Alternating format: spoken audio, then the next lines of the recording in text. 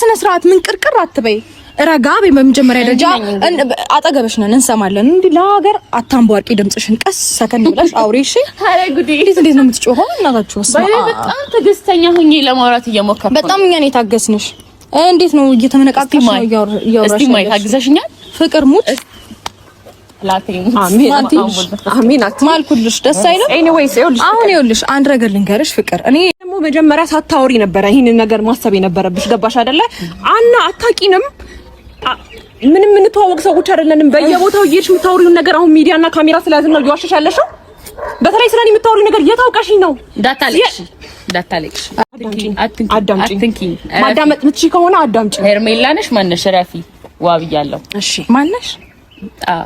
ይኸውልሽ አሁን እኔ ፍቅር ምንም አይነት ጭቅጭቅ አልፈልግም። ምንም አይነት ንትርክ ከጨረስኩ ነው በቃ ስነ ስርዓትሽን ይያልሽ። ከዚህ በኋላ ስሜን እንድታነሺም አልፈልግም። ካንቺ ጋራ በምንም አይነት መንገድ አላወራሁም ማለት እንዲህ ብለሽ እንዳታወሪኝ ከሆነ በኋላ ጭራሽ እንደዚህ እየገፈታሽ ነው።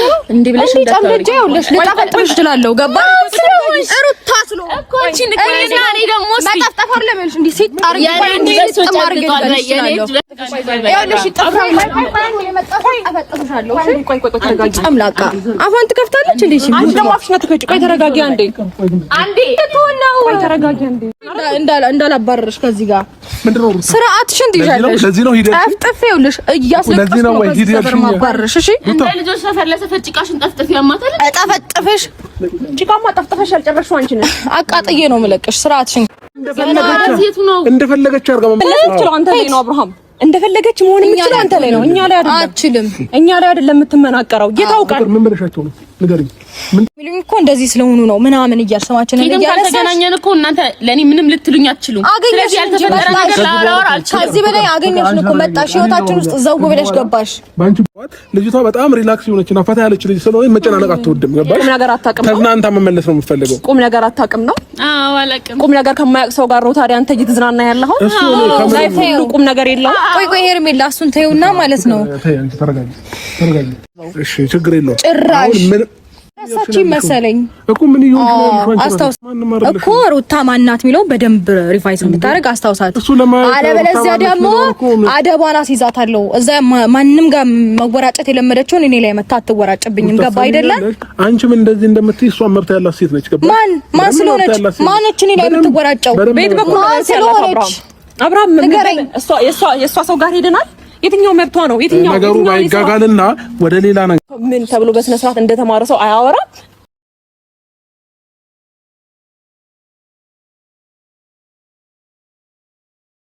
እኛን ብላ እኮ ነው የምታወራው ሩታ። እኛን አትንኪኝ፣ እኛን እንዲህ አትበይኝ፣ እኛን እንደዚህ እንዳታርግ እያሉ እኮ ነው የሚያወሩት።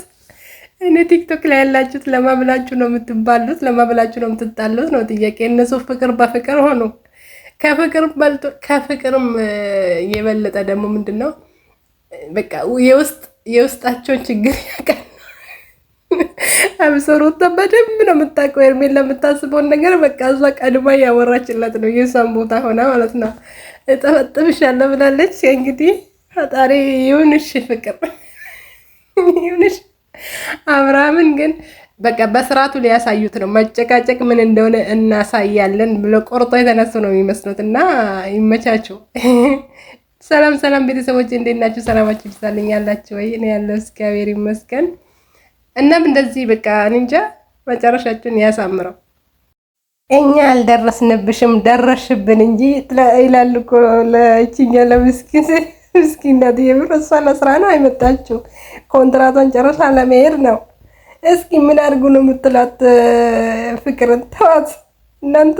እሷ ስትመጡ በፊት እናንተ ነበር የምትባሉት። አሁን እሷ ስትመጡ እናንተ አንድ ሆናችሁት። ማምራን በመሀል ቀረ። ወይኔ ጉድ! አልፈልግም እያልክ አብርሃም መጨረሻ ላይ አንተ እንዳይደፉክ የወይነክ ወላ መጨረሻችሁን ያሳምረው። እንደው መጨረሻችሁን ብቻ ያሳምረው። ጌታን እንደው ያልተሰምቶ ማያቅ አይተን ማናውቀው ኢትዮጵያ ውስጥ እያደረጉ ነው ሄርሜላና ሩታ። እኔ እኮ የገረመኝ ነገር አሁን ማናት እቺ ፍቅርን ጠፍጥፋ ደብድባው ከዛ በኋላ እሷን አባረራ ከሳ ከሄደች በኋላ ለሄርሜላ ልድር ነው ማናት ሩታ ለሄርሚ ልድርና አብራምን ወይስ መልሳ ልትወስደው ሀሳቧን ቀይራለች ወይስ አንድ ላይ እንግዲህ ዘንድሮ